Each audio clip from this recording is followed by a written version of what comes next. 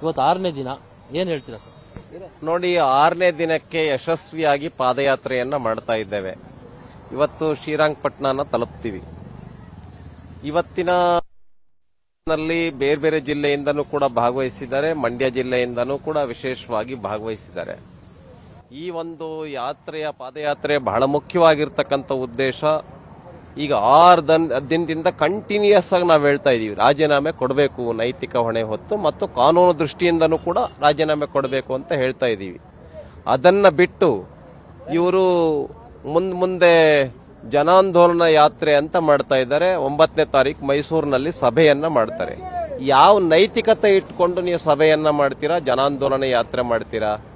ಇಡೀ ರಾಜ್ಯದಲ್ಲಿ ಭ್ರಷ್ಟಾಚಾರ ಮಾಡಿರ್ತಕ್ಕಂಥವ್ರು ನೀವು, ಅಕ್ರಮವಾಗಿ 14 ಸೈಟ್ಗಳು ಪಡೆದಿರ್ತಕ್ಕಂಥವ್ರು ನಿಮ್ಮ ಮುಖ್ಯಮಂತ್ರಿ ಸಿದ್ದರಾಮಯ್ಯ ಅವರು. ಆದ್ರೆ ಇವರು ಜನಾಂದೋಲನ ಯಾತ್ರೆ ಮಾಡ್ತಾ ಇದ್ದಾರೆ. ಎರಡನೇದು SC STಗಳ ಅಭಿವೃದ್ಧಿ ಮಾಡ್ತೀವಿ ಅಂತ ಹೇಳಿದ್ರು.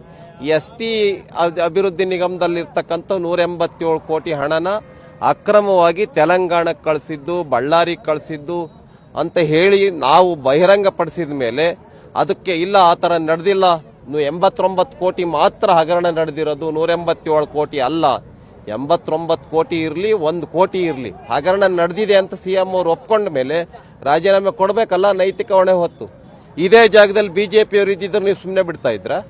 ಹಾಗಾಗಿ ನಾನು ಮುಖ್ಯಮಂತ್ರಿಗಳು ಹೇಳ್ತೇನೆ, ನೀವು ಬಹಳ ದೊಡ್ಡ ಧ್ವನಿಯಲ್ಲಿ ಹೇಳ್ತಾ ಇದ್ರಿ, 89 ಕೋಟಿ ಅಕಸ್ಮಾತ್ ಬಿಜೆಪಿಯವರೇ ಮಾಡಿಬಿಟ್ಟು ಹಗರಣನ ಒಪ್ಕೊಂಡ್ಬಿಟ್ಟಿದ್ರೆ ಕೊಡ್ರಿ ರಾಜೀನಾಮೆ ಮೊದಲು ಅಂತ ಹೇಳ್ತಿದ್ರಿ. ನಾವು ಅದನ್ನ ಹೇಳ್ತಾ ಇದೀವಿ, ನೀವೇ ಫ್ಲೋರ್ ಆಫ್ ದಿ ಹೌಸ್, ಎರಡೂ ಸದನಗಳಲ್ಲಿ 89 ಕೋಟಿ ಹಗರಣ ನಡೆದಿದೆ ಅಂತ ನೀವೇ ಒಪ್ಕೊಂಡಿದ್ದೀರಾ. ಹಾಗಾಗಿ ನೈತಿಕ ಹೊಣೆ ಹೊತ್ತು ಮತ್ತು ಕಾನೂನು ದೃಷ್ಟಿಯಿಂದಲೂ ರಾಜೀನಾಮೆ ಕೊಡಿ ಅಂತೇಳಿ ನಾವು ಆಗ್ರಹ ಪಡಿಸ್ತಾ ಇದ್ದೀವಿ. ಸಿದ್ದರಾಮಯ್ಯನವ್ರನ್ನ ಯಾವುದೇ ಕಾರಣಕ್ಕೂ ಸಹ ಯಾರ ಕೈಲಿಂದನೂ ಟಚ್ ಮಾಡೋಕ್ಕಾಗಲ್ಲ. ಒಂದು, ಸಿದ್ದರಾಮಯ್ಯನವ್ರು ಹೇಳ್ತಾರೆ ಅವ್ರ ಪಾದಯಾತ್ರೆ ಮುಗಿಲಿ ಎಲ್ಲವನ್ನೂ ಸಹ ಬಿಚ್ಚಿಡ್ತೀವಿ ಅಂತ. ಯಾರು ಬೇಡ ಅಂತ ಹೇಳಿದ್ದಾರೆ? ಬೇಡ ಅಂತ ನಾವೇನ್ ನಿಮಗೆ ಪ್ರಾರ್ಥನೆ ಮಾಡ್ತಾ ಇದೀವ? ಬಿಚ್ಚಿಡಿ ಅಲ್ಲ, ನೀವೇನ ತೆರೆದಿಡ್ತೀವಿ ಅಂತ ಹೇಳಿದ್ರಲ್ಲ, ತೆರೆದಿಡಿ. ನಾವು ನಿಮ್ಮ ಹಗರಣವನ್ನ ತೆರೆದಿಟ್ಟಿದ್ದೀವಿ, ನೀವು ಮುಚ್ಚಿಡೋದಕ್ಕೆ ಪ್ರಯತ್ನ ಮಾಡ್ತಾ ಇದ್ದೀರಾ. ಹಾಗಾಗಿ ಇದು ಮುಚ್ಚಿಟ್ಟಿದ್ದನ್ನ ಬಿಚ್ಚಿಡೋದಕ್ಕೋಸ್ಕರವಾಗಿ ನಿಮಗೆ ದಮ್ ಇದ್ರೆ, ತಾಕತ್ತಿದ್ರೆ, ನೈತಿಕತೆ ಇದ್ರೆ, ಸಂವಿಧಾನದ ಬಗ್ಗೆ ಗೌರವ ಇದ್ರೆ ಮೊದಲು CBIಗೆ ಕೊಟ್ಬಿಟ್ಟು ಆಮೇಲೆ ಮಾತಾಡಿ. ಈಗ ಕುಮಾರಸ್ವಾಮಿ ಅವ್ರ ಮೇಲೂ ಸಹ ಒಂದು ಆರೋಪ ಬಂದಿದೆ. 2007ರಲ್ಲಿ ಅವರು ಮುಖ್ಯಮಂತ್ರಿ ಆಗಿದ್ದಂತ ಸಂದರ್ಭದಲ್ಲಿ 550 ಎಕರೆ ಜಮೀನನ್ನ ಅವರು ಮೈನಿಂಗಿಗೆ ಅಕ್ರಮವಾಗಿ ಲೈಸೆನ್ಸ್ ಕೊಡ್ತಾರೆ, ಅಧಿಕಾರಿಗಳು ಸಹ ಹೇಳಿದ್ರು ಸಹ ಅವರು ಪರ್ಮಿಷನ್ ಕೊಡ್ತಾರೆ ಅಂತ. ಇವರು ಸರ್ವತಂತ್ರ ಸ್ವತಂತ್ರರು. ಸಿದ್ದರಾಮಯ್ಯ ಸರ್ಕಾರ ಏನ್ ಕ್ರಮ ತೆಗೆದುಕೊಳ್ಬೇಕು ತೆಗೆದುಕೊಳ್ಳಿ. ಯಾರು ಬೇಡ ಅಂತ ಹೇಳಿದಾರೆ ನಿಮಗೆ? ಮೊದಲು ನಿಮ್ ತಟ್ಟೆನಲ್ಲಿ ಕತ್ತೆ ಬಿದ್ದು ಒದ್ದಾಡ್ತಾ ಇದೆ, ಮೊದಲು ರಾಜೀನಾಮೆ ಕೊಟ್ಟು ಆಮೇಲೆ ಮಾತಾಡಿ. ನಾವು ಈ ತರ ಹಗರಣ ನಡೆದಿದ್ದಕ್ಕೆ ಅಂತ ಹೇಳಿ ನಮ್ದು ಯಾವ್ದಾವ್ದೋ ಹಳೆ ಪುರಾಣಗಳು ಆಗಿರ್ತಕ್ಕಂಥದ್ದು ನೀವು ಓಪನ್ ಮಾಡ್ತಾ ಇದ್ದೀರಾ. ಮೊದಲು ನಿಮ್ಮದಕ್ಕೆ ಉತ್ತರ ಕೊಡಿ. ಜನ ಕೇಳ್ತಾ ಇದ್ದಾರೆ.